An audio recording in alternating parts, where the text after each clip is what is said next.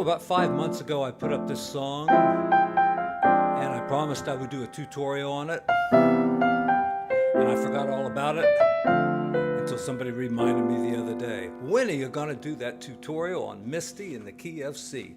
So the chart is up there, and I more or less follow it, and let's just run over the chords. Yeah, this is kind of a beginner video, being in the key of C, but the song is fairly advanced harmonically, so hang on. And you know, I'm giving it a little bit of a swing here, not really playing it as a ballad. So C major 7th or C 6th. And of course, if you can't see my fingers well enough and you don't exactly understand what I'm doing, you can always refer back to my original video, which was done with the chordy, the keys that light up. So here we go.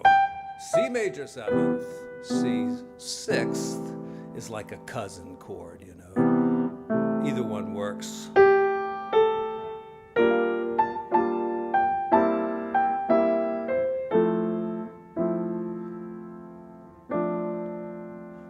So we went to G minor. Then typically on these 2-5-1s, you can move the top 2 notes down like this, and you have C 7th as an inversion, then F major 7th.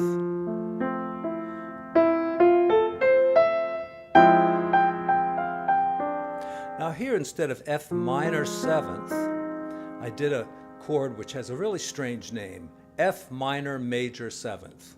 So make up your mind, F minor with a major 7th. And then I lowered this note to give me a B flat 7th, and you're saying, where's the B flat? It's in my mind. There's B flat 7th, and instead of the root there, I made it a 9th. It looks like a 2nd, but you have to call it a 9th. So you could do F minor 7th, or you could even pass through all 3 of those chords, like that. And then we get back to C major 7th. And again, you could say, where's the C? But you can think of an E minor 7th as being C major 7th with a 9th.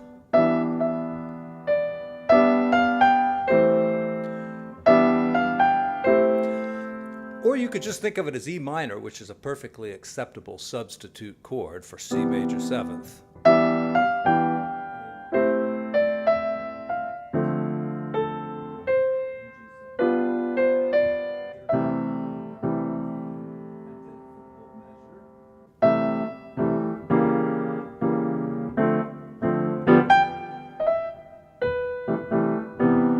So C major 7th fits the melody note better.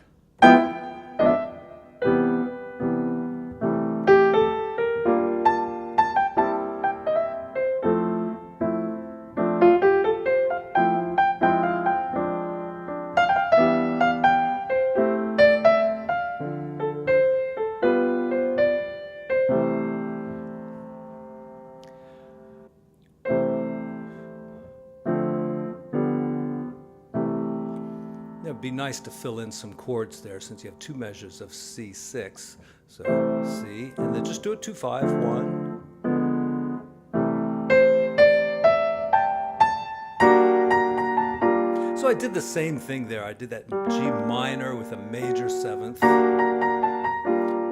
And the only reason I'm doing it is because I did it that way on the other video. And then C 7th. If we do the same inversion we did before, it'll work. It says flat 9. That's this note up here. We could put it into our chord this way, so our chord progression would look like this: G minor 7th and C 7th without the root. And in a 2-5-1, you'll hear the chord for what it is. Because our ears are so accustomed, I guess it's not our ears, it's our brains, are so accustomed to hearing 2-5-1 that even when we don't have the root on some of the chords,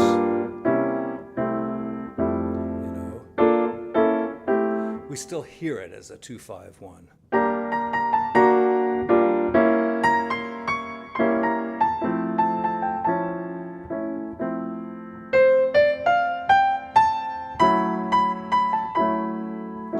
here I think we really need the B7th. I think they just left it out. And because it's a little dissonant there, I might bring it down like this and play a B7th this way. All right, now this is not a beginner video if you're going to do an open voicing with root, 7th, 3rd, another 7th, and the flat 9 up here as the melody note. A simpler way could be this way.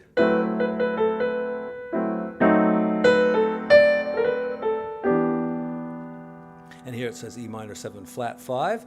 Not necessary. You could flat the 5 if you want.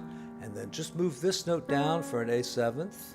And once again, it's that kind of rootless sound there. And then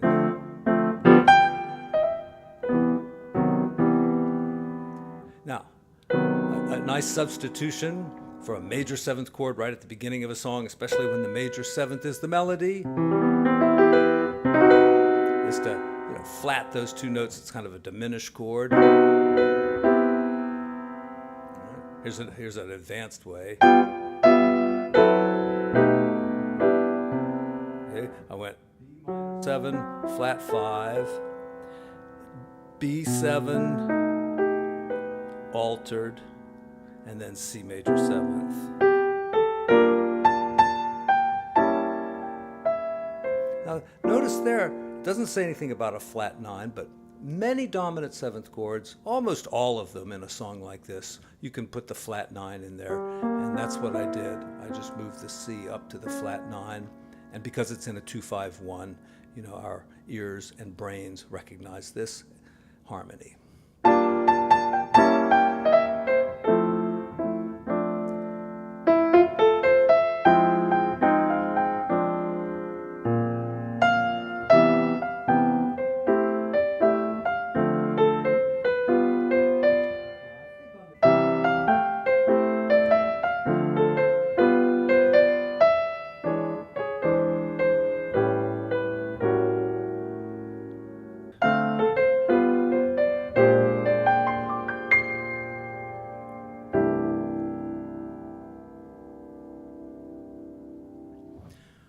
And of course, as always, the free sheet music is down there in the description, as well as a link to the other video where the keys light up. And I hope you all enjoy the song, and thanks.